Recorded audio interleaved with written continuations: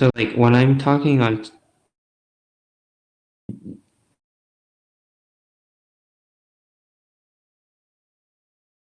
Wait, I think I just heard you on Twitch.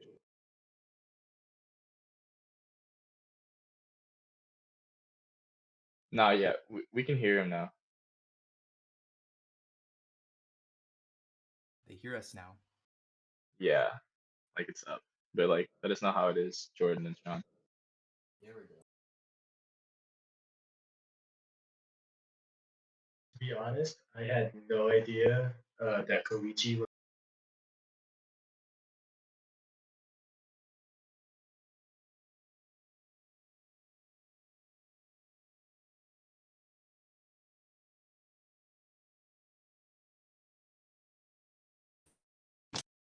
testing. Yeah, that's probably good.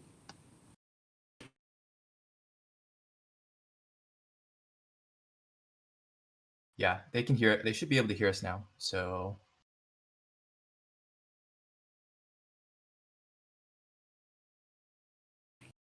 they hear double. It says they hear double. Alrighty. We hear double.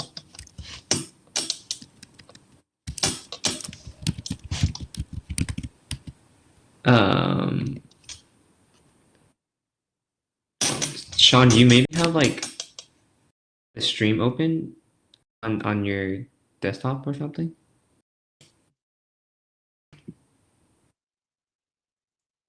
I do, but it's muted. I have it muted. Yeah, that shouldn't be a problem. Maybe it's because of your microphone input, like underneath that. Like, you know what you just changed? The one underneath it? Check that microphone input and see what that's detecting. Oh, wait. Are we good now? Okay. Never mind. I think we're good. All right. I guess Cool, we'll cool, just cool, start cool. over. Start over then. Yeah, sure. Okay. Well, we'll pretend like the last 5 minutes didn't happen. All right. Hi everyone. Welcome to the episode 5 of the CSA podcast. Today we're going to be talking a little bit about financial literacy. And to start us off, we're going to do some quick introductions and then talk about recent events with CSA. I'll go first. My name is Jordan Chu. I'm a second-year computer science major, and I'm one of your social chairs. I'm Rocco. I am a third-year statistics major, and I am the president of CSA. What's up, y'all? I am Steady. I am a second-year kinesiology major, and I am one of the social chairs.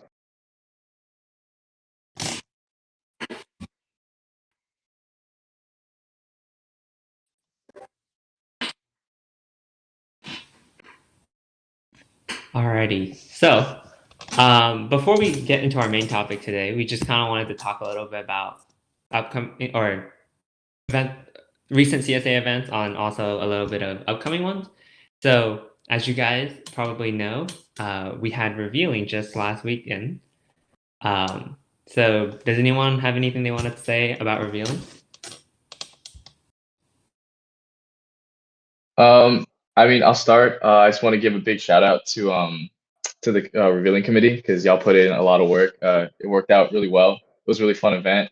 I had a fun time trolling my little just one last time before getting revealed, and kind of relieved I could finally talk to my little face to face and stop lying to them. But yeah, shout out revealing committee. Y'all did a great job.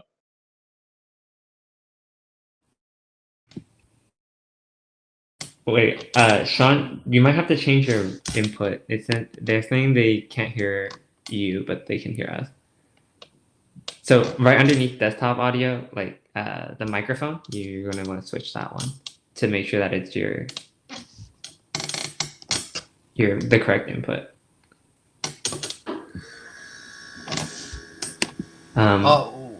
While he's doing that, I guess I'll just also say, like, I hope if there's any littles watching, like, I hope you guys had a lot of fun with revealing this year, because obviously things are different, and I encourage everyone to hang out more with your littles and your bigs and your limes. It is that time of the year now that revealing's over.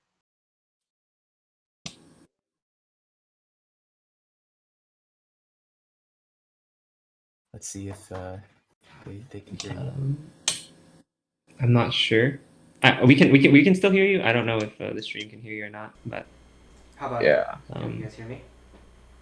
Can you guys hear Sean? Like now? Okay. yes. Cool. Okay, Perfect. I sounds said good. yes. Okay, I think cool. I think we're all good now. Um, yeah. Okay. Cool. Yeah, I had a really good time with revealing because it was really interesting for me because like one of my littles, I had a feeling they were pretty sure it was me, or like at least had a good guess that it was me. So I had to be extra sneaky during revealing. But I had a lot of fun with all the trolling and all the messing around, and then obviously all the um, like explaining all like the tricks that we were pulling on them. That was a lot of fun.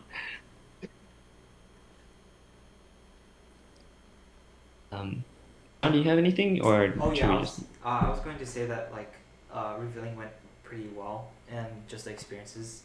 And I know that me and Rocco trolled our littles really badly. We switched um, our littles to troll them. But yeah, the experience was really good, really fun. Awesome. Um, and I guess a quick little announcement. We are this weekend. We don't have any CSA event, but we do have a couple events coming up. Next week we have a culture dialogue, and then the week after we're gonna have a collab with TVSA. So look forward to that. Also, keep coming to the general meetings because we are explaining the officer positions and getting ready for announcements at the end of the quarter. Or elections, sorry, at the end of the quarter. All right. With that, we can kind of get into our main topic today, which is financial literacy, which is a pretty broad term in like you can take that to mean a lot of different things. Um, Maybe why don't we start off and just kind of we could talk a little bit about like what we are interested like in terms of like finance and like that kind of thing. I'll start off. For me, I really got like I got into like caring about like finances and like keeping track of like my money and stuff after I actually like got a job. Because I was lucky enough to never have to like um, work a part-time job during high school. But once I got a job um, in college, then I realized, I have to like start keeping track of, like where my money's going, and like what I'm doing with it. And it's nice because like with my work, like I get like a 401k, so that like helped me like have somewhere to start and like it got me like into like fidelity and stuff. But for me, I'm just like interested in making sure that I don't waste my money, for lack of a better word, and just making sure that I use my money in a wise way.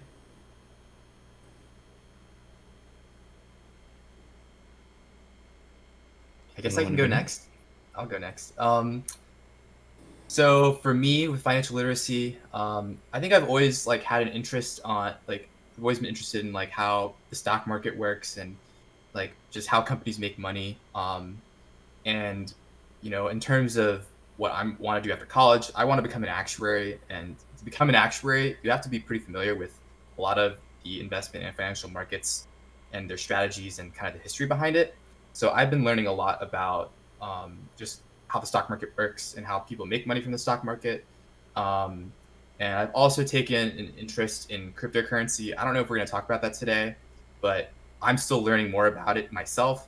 Um, and I think this is a super important topic to talk about because they don't teach this stuff at school. They don't tell you, oh, you should be investing in your retirement plan when you're 22. Like they don't tell us that. They don't tell us how to file taxes. Just a lot of things that a lot of people aren't very familiar with. And I think having this podcast and kind of just talking about a general overview of things it'll be very useful for a lot of people. I guess I can go next. Yeah, even with just with me, I'm kind of like a beginner investor. I just got started into like stock markets, throwing money into like trust funds, like just literally this year, getting my own first credit card this year. And I don't know, yeah, kind of like what Rocco said, they don't really teach you this stuff in school. So jumping into it, I didn't know where I was going, but I was kind of lucky enough to have some friends that already had like some background into it, like where to start, like some like student credit cards to start with, to start building your credit early. Obviously, one of my friends got into the stock market and told me to jump in. It's a little bit, it's been a little bit of a roller coaster for me personally, just because I haven't really been playing it like the correct way per se. But I'm sure like the other three in here will like probably let you guys know like, oh, there's like a definitely safe way to invest your money and not kind of toss it into the garbage can. But yeah, and then I'm also like, I think I first started out with this whole financial literacy thing with like, it's that super cliche. Oh, you see an ad about Acorns, and then you download Acorns, and you see what it's all about. You throw like pennies and dollars at a time, and you just kind of like see it grow. And yeah, that's about it for me. But we'll elaborate on it in a bit. So for me, I would say that I've always been interested in the stock market since I was little. I started like paper trading, so like trading without real paper money, since I was like in seventh grade, and I've just been like practicing like frequently. And then when I turned 18, I actually invested, and then started my I created my own brokerage to invest in, and then I'm also interested in investment banking, which is like something that is I want to be my career, and so oh, I'm quiet. Oh, okay. Let me try this. Can you guys hear me now? Can you guys hear me now? Let me lower the threshold. Said barely. You might need to change your OBS audio input Yeah, you can higher. up the OBS sensitivity a bit. Mhm. Okay. Can you guys hear me now?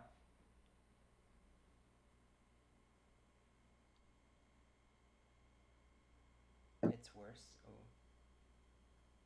Oh. Hello, can you hear me now? Oh, Not man. as well. Uh-oh. Oh, Tommy said it's better. Oh, okay. It's So good Wait, now. maybe it's on yours. Okay, yeah, I think we're good now. okay. Just to repeat a little bit of it. I'm interested.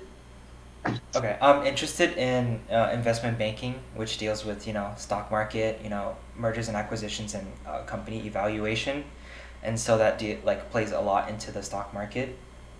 And then I also started investing when I was 18, and so like I have like a somewhat decent knowledge on stocks, but yeah.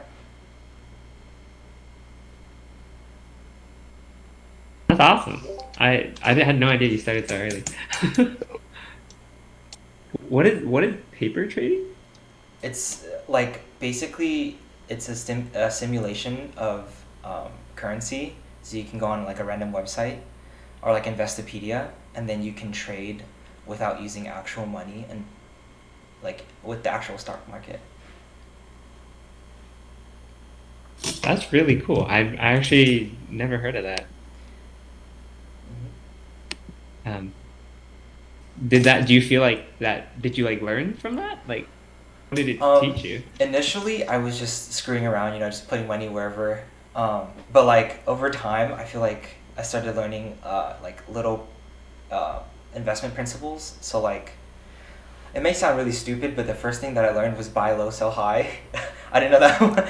I did it the other way around, believe it or not, when I was younger. So that was interesting. And then like That's a good one to learn, though. yeah, I think that's the first thing you should learn. But I started learning more principles, like for example, like looking at how to evaluate a company in your term, like in your eyes, basically. So not how other people view it; it's how you view it, and how confident you are in the stock. Mhm. Cool.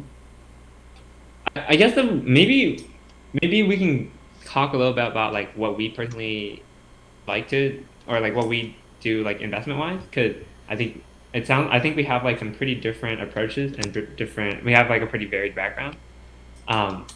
So like for me personally, most of my currently invested money is all in retirement accounts. So I don't have I have a 401k and a Roth IRA.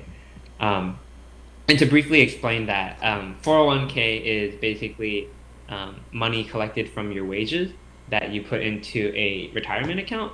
And then technically there's two kinds as well. There's a Roth 401k and a regular 401k. And the 401k just takes the money before taxes, and the Roth takes the money after taxes. And then the IRA is similar to a 401k, except you kind of put in money into it on your own. And it stands for individual retirement account. And the nice thing about that is that when you eventually go to take that money out, if you take it out after a certain age threshold, then you don't get taxed on it, which is really nice because then you get to actually keep your money.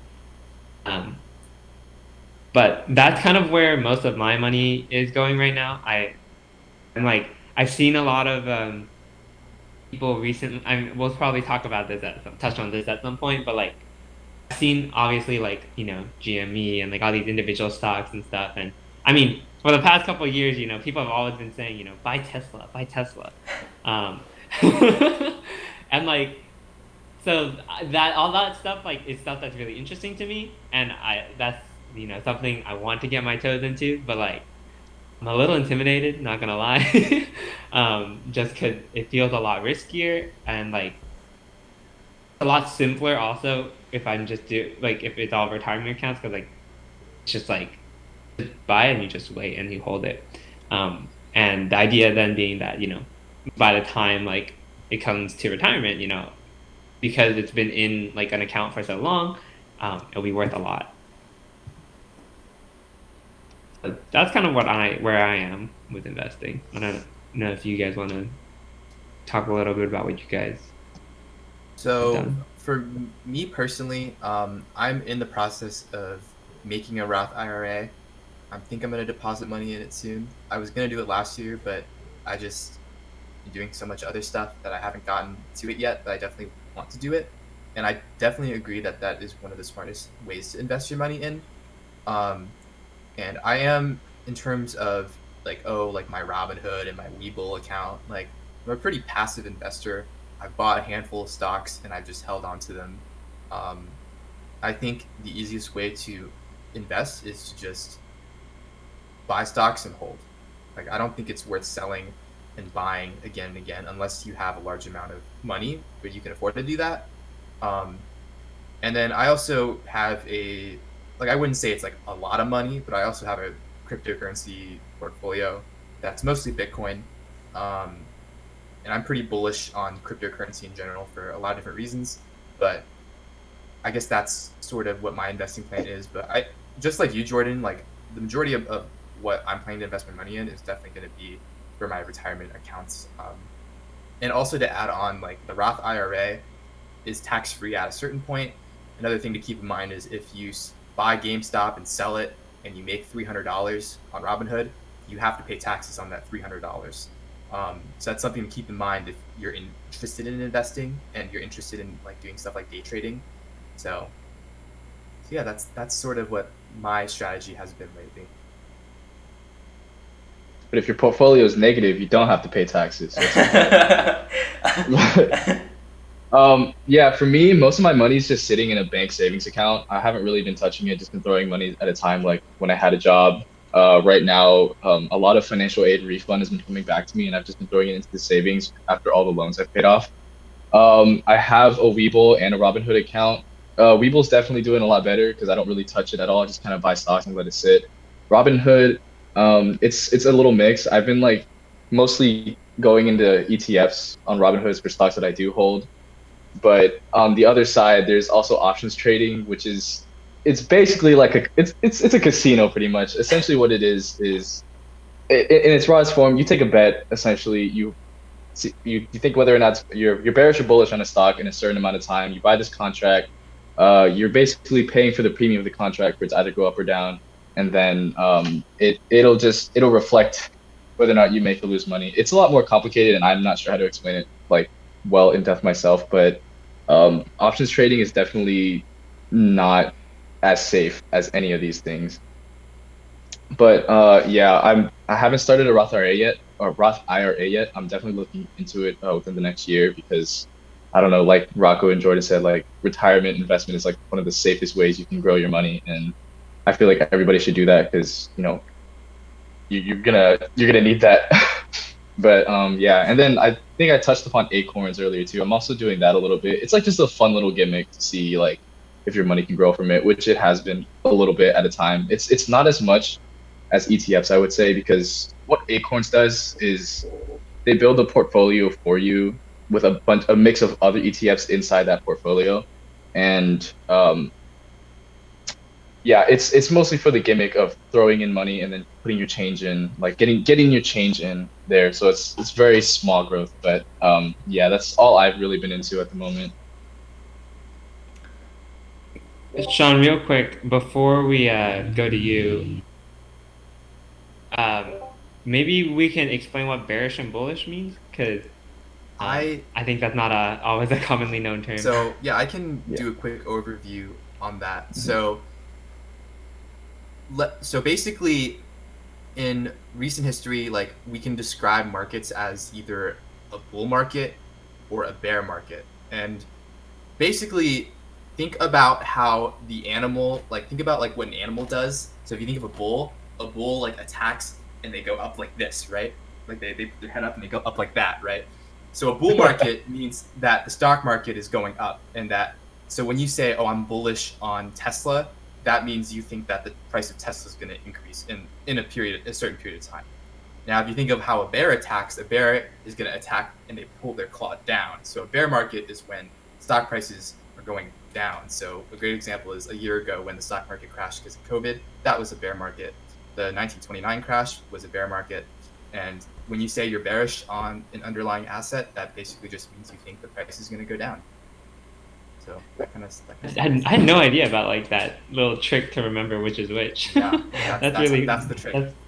That's a nice trick. I like that. I also want to add, I know Steady talked about options. I don't think most people know what options are, how they work. So I don't know if you guys Right. wanted to talk about that and just the definition of what an option is. I'm 'Cause- okay with that. Yeah. Okay. Sean, did you want to talk about it, or? Yeah, I'm down to talk about it.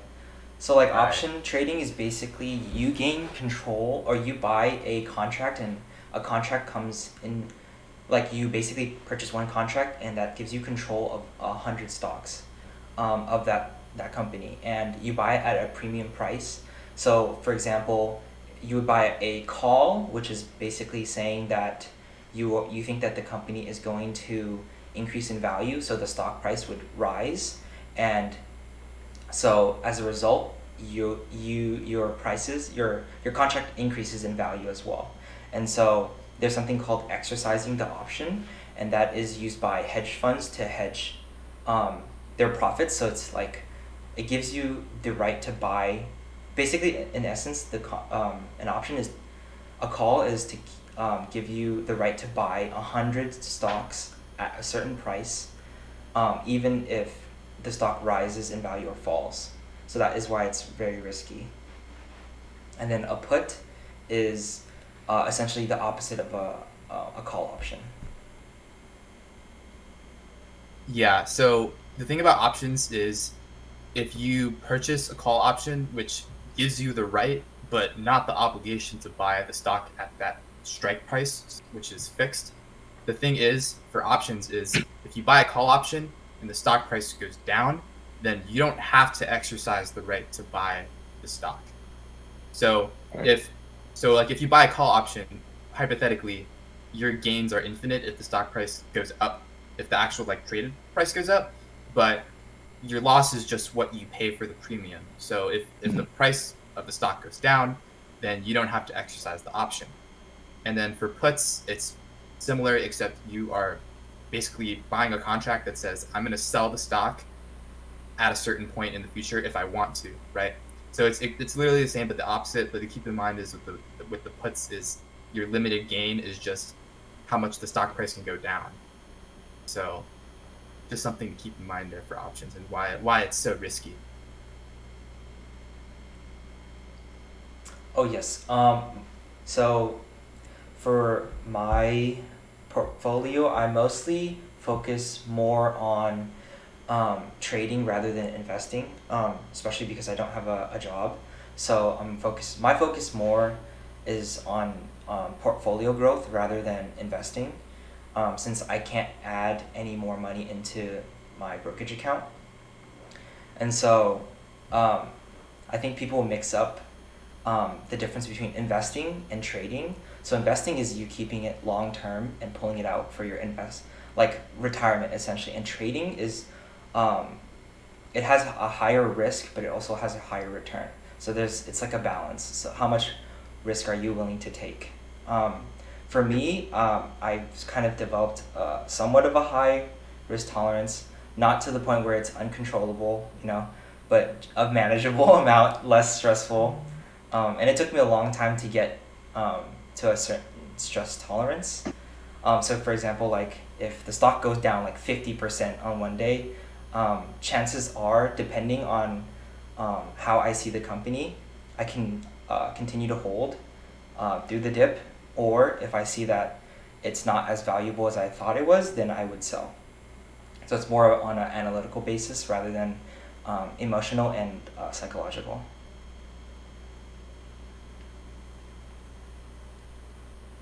Cool. So, like, do you spend a lot of time researching? Like, how do you where's your like where do you get your information from?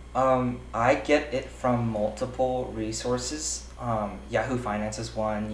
I don't trust the Robinhood top 500 moving stocks. Do not trust that. No. Like I learned that firsthand originally when I was learning how to use Robinhood, but I just learned that it's best to keep away from the top 500 stocks in Robinhood, because those are basically, Robinhood is a free brokerage trading account, and so there's no fees for when you make a trade. So the barrier to entry is very low, so you get a lot of people who do not know what they're doing and just buying the stocks that are in the top 500, and it would like hyperinflate the stock to like an unreasonable amount. So for example, like I know Wall Street Bets really influenced GameStop, GME, and like it has caused a massive following.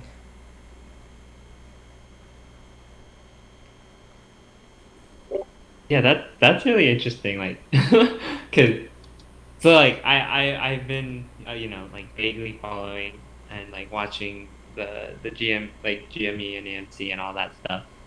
Um, it's just like I don't know, like for me the biggest thing is like I never know like who do I like or where do I look to learn more about a stock that's not just like all hype and like because there's always going to be people who will give their own opinions, right? But sometimes it's nice to know like what's actually happening with the company and that kind of stuff. But, yeah. That being said, I don't actually own any stock myself. I think another factor that if you are trading stocks, I know people, a valid strategy is to do more research on companies you're interested in investing in. And, the stocks that are traded publicly, like on Robinhood and Webull and then other brokerage accounts, maybe others that have fees, they have all of their financial information up for the entire public to see. It's public information. So if I wanted to buy a stock for a certain company, I could go online. I forgot what websites you could go on, but you can look at the financial spreadsheets for these companies and how well they're doing, like how much money they made last year and how much money do they owe people, and what percent of their company is equity, what percent of their company is debt, or as in money that they're borrowing from other people, right? And those are factors that um, they can also take an effect in terms of the stock price in the short term and in the long term. So I think that's also another valid strategy for kind of picking what stocks to buy. Like if I had to pick 10 stocks and just do a 10 stock portfolio, like I would for sure look at that. That is definitely something that like I'm currently doing as well. Initially, it was just like more trading on the hype and like the people, and then just short sell it after it like tanks like 10%. But yeah, that is currently what I'm doing. I'm looking at the company spreadsheets, and I think the website you're talking about, Rocco, is the SEC. Yes, Securities I and forgot the name of Exchange. it. Yeah. So that's a good place to check out the company filings.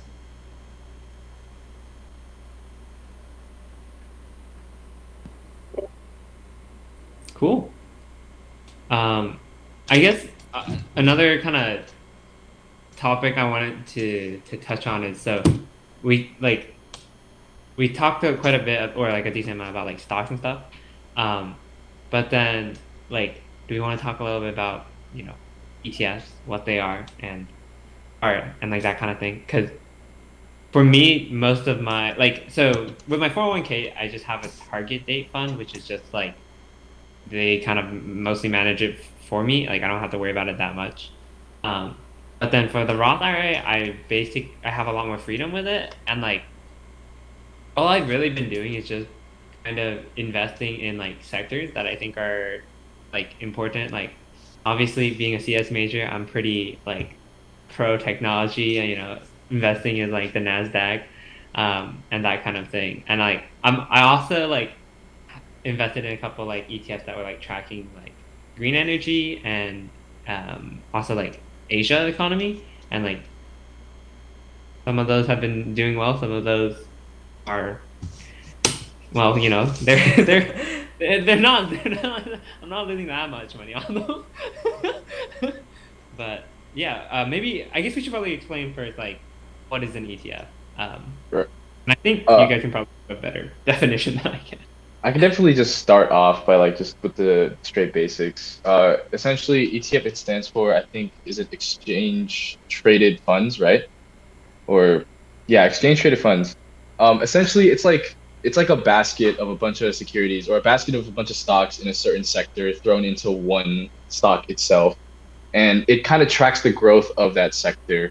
Like let's say for example, you take the S&P 500. The S&P 500 is essentially like the 500 biggest, I guess, is it the biggest, the biggest companies in that are publicly traded, and then they're thrown into like this one S&P like stock.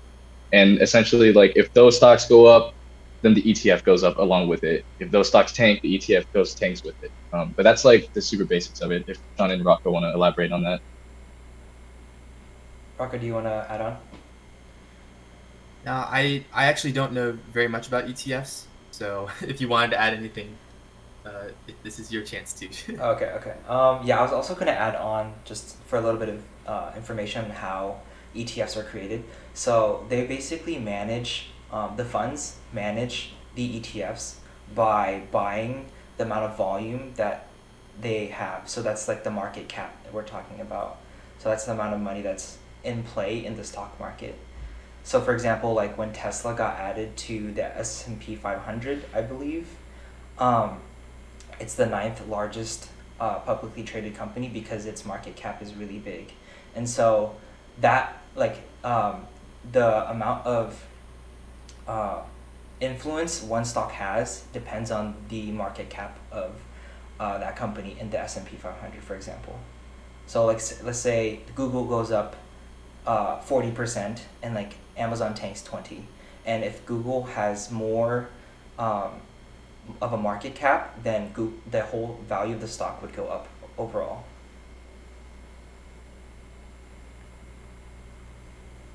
I had like a general understanding of that, but I didn't realize exactly how that works. So like it's almost proportional to like how much of a player they are in that sector, kind of a thing. Yeah. Right. Gotcha. But yeah, I guess like the reason why I got into ETFs in the first place though is because I don't know if you guys are familiar at all with Graham Stephan. He's like a YouTuber on Yeah. and he does like a ton of like investing stuff. Have you guys all seen him, or like? Make a Vanguard account. Okay. I also watch him. you watch Grand stuff, I guess. Yeah. Mhm. But like honestly, I think that had like a pretty big impact on me wanting to like care more about it and like, care about like building up like credit too as well and like making sure that but like it's just like I don't know. I think like I find it really interesting to just like listen to like people who know a lot more about like like financial news and like things that are happening and like also he's like really big in real estate but obviously real estate's really expensive so like that's not really something I'm looking at right now because I don't think I'll have like $100,000 for a down payment anytime soon or anything. Um, but yeah, like that, maybe in the future. But I don't know, like where did you guys like get into it? Like for me, it was a lot of YouTube. Actually, yeah, pretty much all YouTube, and like a little bit because like my job had a 401k that I was like, oh, like I should figure out what this is all about. I think for me, the last year, especially since quarantine, I kind of did my own research a lot more about it. Talked to my parents about it. My mom started trading stocks. Like, uh, and I'm at that point now in my college career where I'm looking ahead at like, which I kind of talked about this earlier, like saving up for retirement and choosing which funds to invest in. So that's why like I've been super into it lately, and I also think it's super interesting. Like I think the market, my opinion, I think the stock market like hasn't really been understood. Like there's lots of theories and interpretations of the stock market, and there's evidence that supports it and evidence that doesn't support it, which I think that's super fascinating, and that's why I read it. Like I read about it and I study about it so much.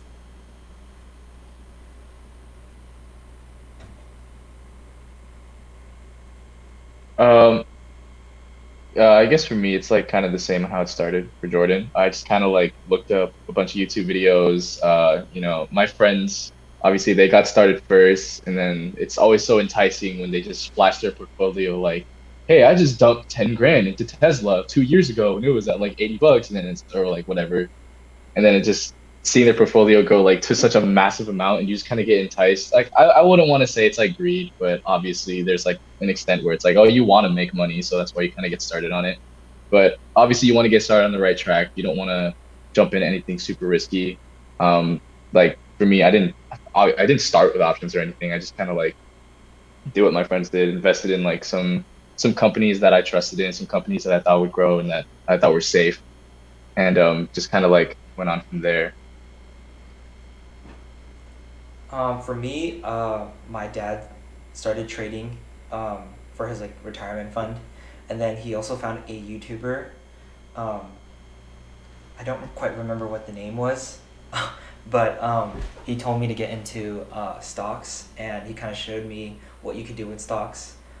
So we bought a car because my dad started to swing trade, and it was really fascinating because um, I was like, I didn't know that you could do so much with just a little bit of time, research, and some cash, and like it can grow like Seti said, like drastically. Like you can make back 60, 100%, 200%, depending on the risk level you take, and also like I would like to add, I think it's their stock market, like Rocco said, is very random, and there are a lot of theories. Um, that's why there's like bear market and bull market, and then it also like you can't really trust the evidence that people give you because it only works because that's what it's happening now. For example, like if you think the market is going to go up because of a certain catalyst, it could very well go down, but like you wouldn't know, right? So yeah, that's how I started to get investing, and then I did also watch Stam Grafstat. I can't pronounce his name, Graham Stephan, because he was really big into real estate, which I like am very. That was the first thing that I started learning about, which was real estate, and so it kind of like led me to start my first stock portfolio.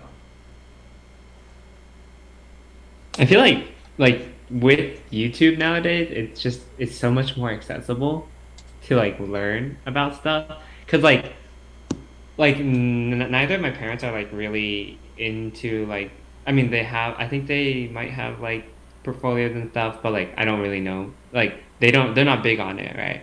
Um, and so it's like I think it's really cool that like it was like something that I just like heard about in some sense and like learned a little bit about, and I was able to just like kind of follow the breadcrumbs in some sense, and then find my way onto YouTube and then like get into it and like start like I feel like the hardest step is just like opening up like an account and like kind of getting over that initial hurdle because it seems also very like intimidating at first, but then like I think like it's very easy to say like, okay, I need to save for retirement eventually, right?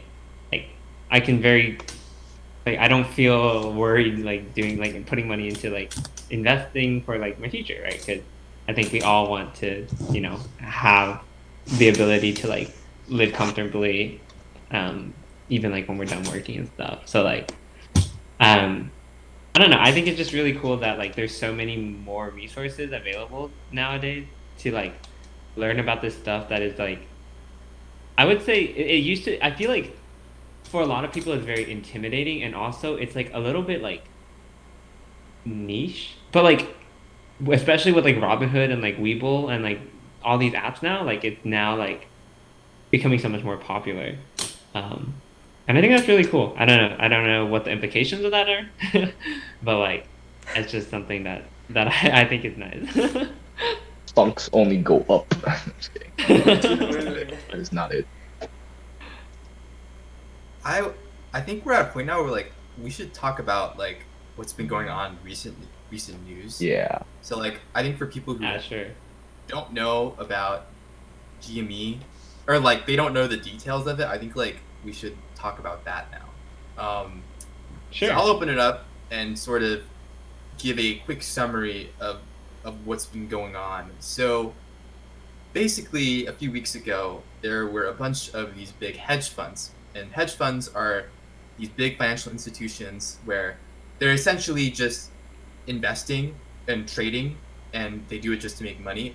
But because they're a huge these are huge companies, they have the capital to do it, and they can, in terms of like hedge funds, they're really able to exploit the stock market to the fullest because they have so much money.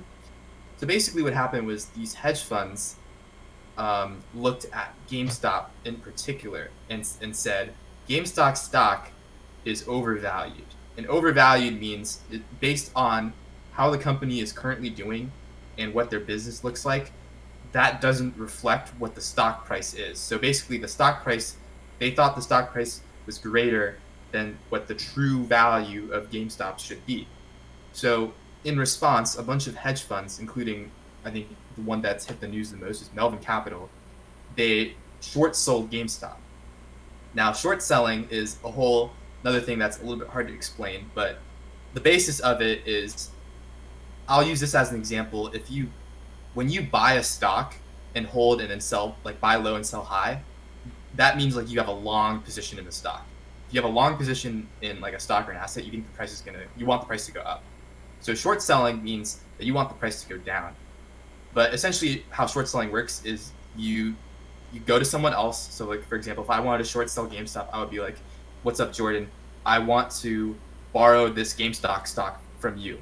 So I would borrow the stock from Jordan, and then I would sell GameStop stock myself, and then I would wait for a certain amount of time until the GameStop stock went down in price after a certain amount of time, and then I would rebuy the stock, and then if the price went down, I would make a profit, and then I could give the stocks back to Jordan and then keep that extra profit. So that's essentially what all of these hedge funds did with GameStop.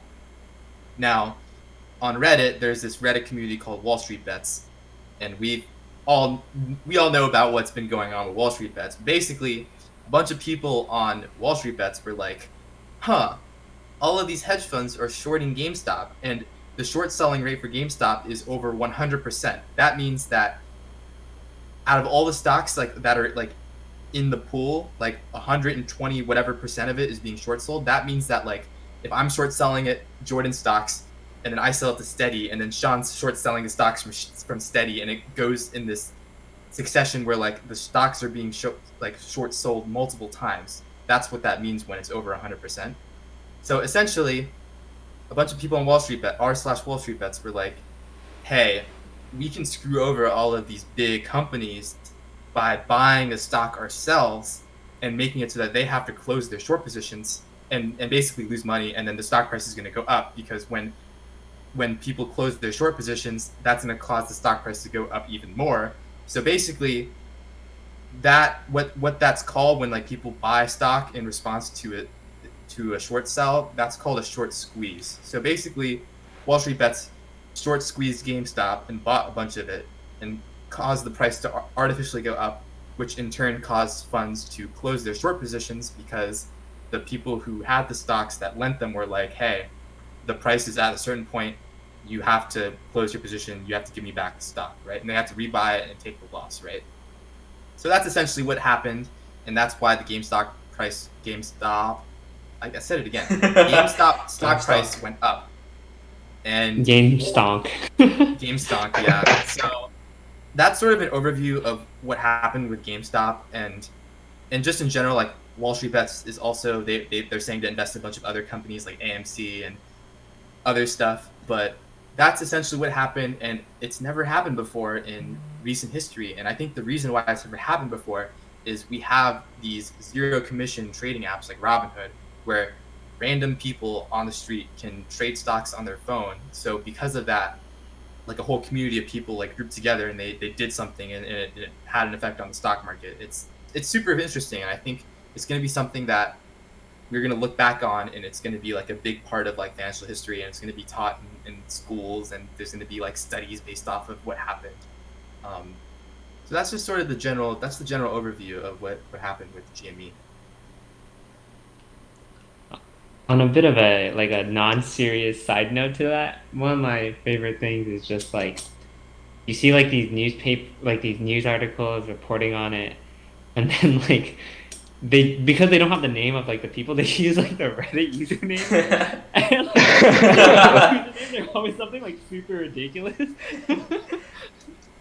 And it's just like it's just really funny because it's like, like GameStop price like soars, whatever, and then like we interviewed like, I don't know, like I'm not even gonna say because a lot of them are really inappropriate too, but like Deep it's just value. so funny. That's just like, I don't know, I find that really amusing. I think another thing that people also know about that happened recently was when Robinhood, and it was mainly Robinhood and Webull, they were like, oh, you can't buy GameStop anymore. Like, we're gonna stop you. You can't buy it at all today, right? And people were like, Robinhood has now been facing like a class action lawsuit. And I think that's the other thing is I don't know if people know and understand why Robinhood did that. So from my interpretation of what happened was that, so Robinhood they're a company, but they're not a publicly traded company. So they're not an IPO is what they call it. And essentially what that means is that we don't have the public doesn't have access to Robinhood's financial information. So we don't know how much cash they have on hand and what their profits are, because their stock hasn't been publicly traded yet. So I think the most probable explanation as to what happened and why Robinhood shut down the trading is because everyone was buying GameStop. Robinhood had to buy the stock from other brokerages, and they basically ran out of money, and they didn't have enough money to do it. And that's part of the reason. I think that's part of the reason why they had to shut down. And there's also some allegations that Robinhood has connections to a hedge fund that shorted GameStop that lost a lot of money. I think it could be a combination of both factors.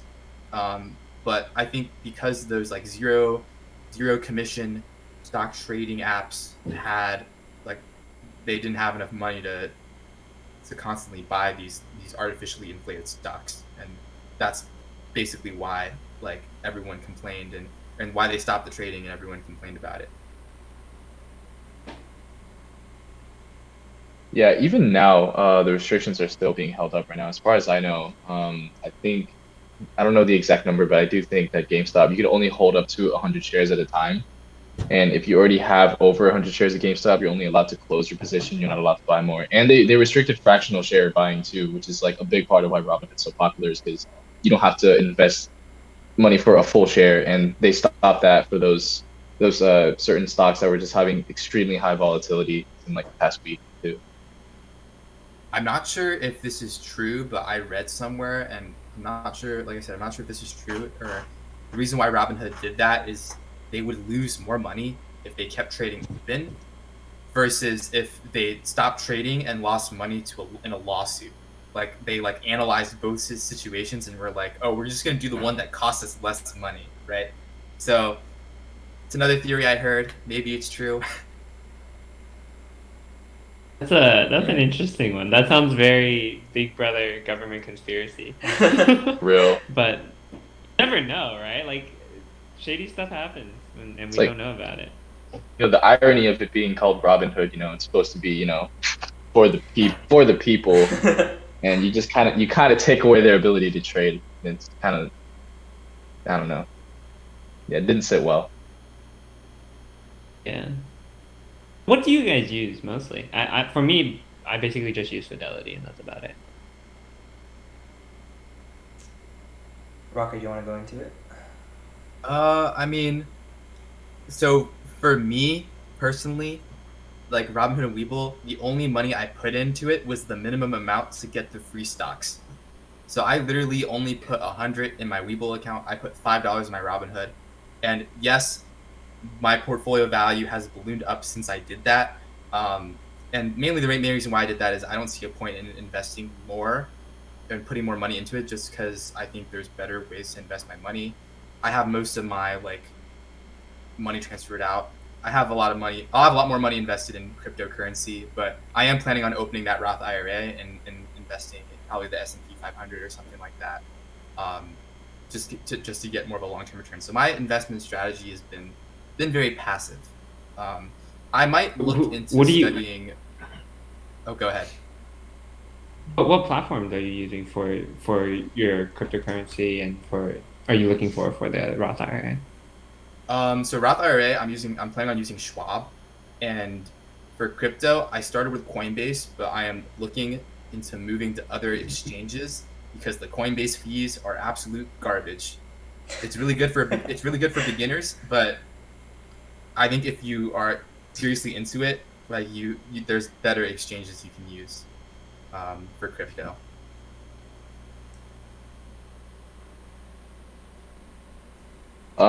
I guess we can go next. Yeah, for me, obviously started with Robinhood. I've just been throwing money into ETFs that I like really believe in. Like one that I saw grow pretty a decent amount in the past month or two was like the ICLN, which is a clean energy ETF. So like with the whole modern landscape right now with the elections and then who's in power, it's looking like clean energy is like probably going to be the future still. That's just my opinion. Also in Webull, like Robin or like Rocco said, like Robin said. Um, yeah, yeah. I'm in Webull. I did the same thing as him. I put in the minimum amount to get the free stocks, and I just let it sit for a bit. And then I'm doing Acorns as well. Acorns is just like a little fun gimmick. Yeah, just growth at a really small rate. But that's about it. Yeah, and then my savings account on my bank, but that's a different thing. For me, I mostly trade off of Robinhood simply because it's a lot easier to trade and execute deals compared to other companies. Um, I do use TD Ameritrade to track the stock, so they have a really, really fun, like interesting and really useful feature where you can analyze the stock using specific tools. So, like for example, there's something called an SMA line. That's basically it's a simple moving average, so you can track the long-term trends to analyze the stock. And then there's also resistance and support lines. So that's like where the stock bounces off, where people see where the stock is like the absolute lowest, and then resistance line is basically the top half where you see that it's like hitting a resistance point where it wouldn't break through. And so like I use that to like analyze the stock, and then I use Robinhood to trade. Cool. Right. Well, I think that's probably a pretty good stopping point. Unless, do we have anything else that we wanted to talk about? Anything that you guys are interested in talking about? I'm curious. Do What we have guys? any? Oh, go ahead, Rocco. I was gonna say if we had any questions. Oh yeah, any Oh questions? yeah. But Sean, what were you gonna say? Oh, I was just curious on what you guys were trading, what ETFs you guys are trading, and what individual stocks you guys have. Check right now. Same. Yeah, I was gonna say I don't remember off the top of my head. I kind of remember I have a couple like my portfolio is majority in Fidelity funds just because they're very cheap. They're like low expense, right? Mm-hmm. And like I think I have like quite a bit in their zero funds, which have no expenses, which is really nice. In their F Tech and I don't remember like the names, but it's basically like their large cap growth, which is pretty similar to S&P 500 like ETF, and like their F Tech is pretty similar to like the Nasdaq. Okay. A couple ones that I invested in like a little bit like that are a little more out there are like I did defense and aerospace back in like um October-ish, just because like I feel like that's like an industry that's definitely like important. And like something that's always kind of gonna happen. And then also the green energy, and I also did like some money in a emerging Asia fund, which actually has been doing really well recently, but it was doing really poorly like last year. Mm-hmm. So I don't know, that one's been interesting because it's a lot more volatile, but like I just think that like it's obviously a little biased, but I think Asia is going to is up and coming in in the global economy. I think Asia is going to be a power player in the future.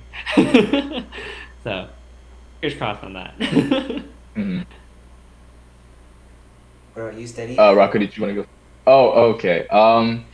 So yeah, in Robinhood, I've invested in the S&P 500. It's just like one of the or S&P 500 and Vanguard. I've been looking about getting into ARK, but I haven't really done too much research on ARK yet.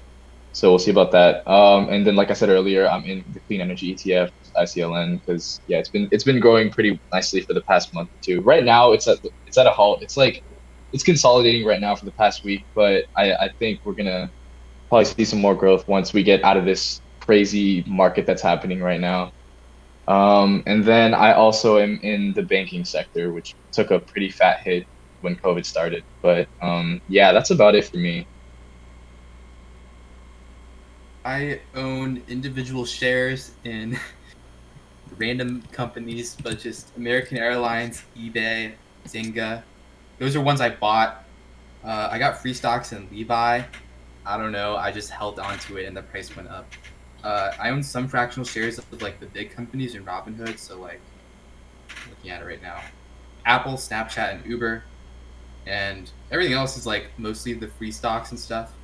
Like I said, I put money into it and I've like barely touched it. So Yeah.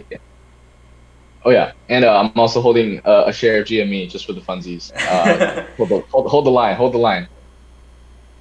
I do not own any shares of any of those like big Wall Street bet stocks.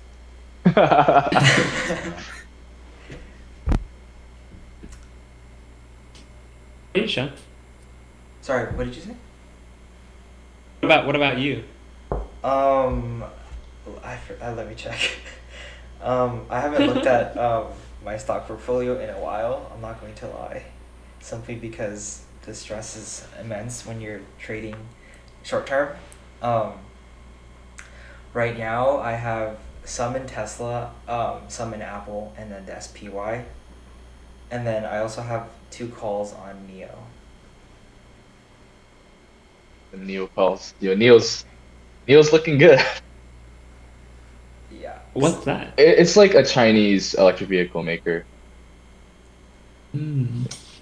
Yeah, so like I don't know if you guys know, but like I'm pretty sure you know, the Chinese economy is gonna boom like fairly certain, fact. especially because of the funding, and they're buying a lot of the like there's a lot of funding for electric vehicle, so that's why Tesla is going up as well.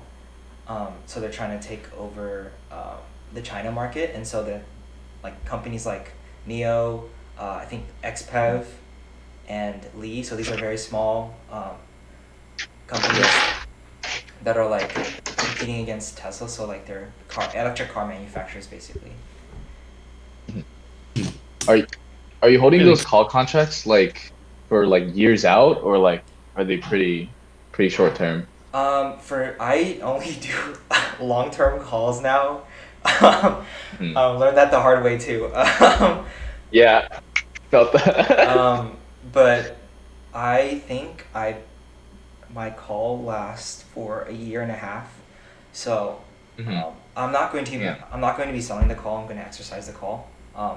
Because I do think, well, looking at like Neo's financial statements, I think that it's in a reasonable place in which it would outperform Tesla simply because um, it's in China too. So like it takes away from transportation costs.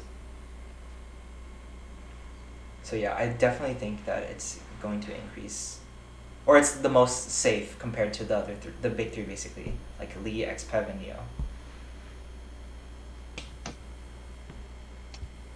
Cool. Well, I think that's just about is. I think that's a good place. Um, I said this earlier, so I guess I should preface this with, does anyone want to talk about anything else? Questions. While you guys look at the questions, I do have one note I will end my part on. First of all, before I say this, I'm just gonna say I am not a professional financial analyst, so you should not take my advice seriously. But That goes for all of I- us. All of us, all of us. That goes for all of us. I will say I don't think it is a good idea in the long term to buy any of those Wall Street bet stocks, because while they are going up like right now and everyone's talking about it, like I definitely foresee some sort of crash involving that. Mhm. So if you are investing in those areas, I would just say just be careful and Mhm. invest money that you can afford to lose. So don't invest your life savings in GameStop. So that's all I got to say. Yeah, definitely with those short term meme stocks. Like once you see green, just leave. Like get out of there because it'll crash like and burn on the ground like ASAP. I think that's probably like a good like overall message too. Just like, I mean, that's my I have a very risk averse approach as well. It's just like, you know, I'm not investing any money that I will need to like, you know, for rent or pay for food in the next like couple months, because you know that would be pretty short-sighted. And like I'm also very meticulous about, you know, making sure, you know, I know where is my money going, you know, like how much money is in my bank account, how much I'm investing.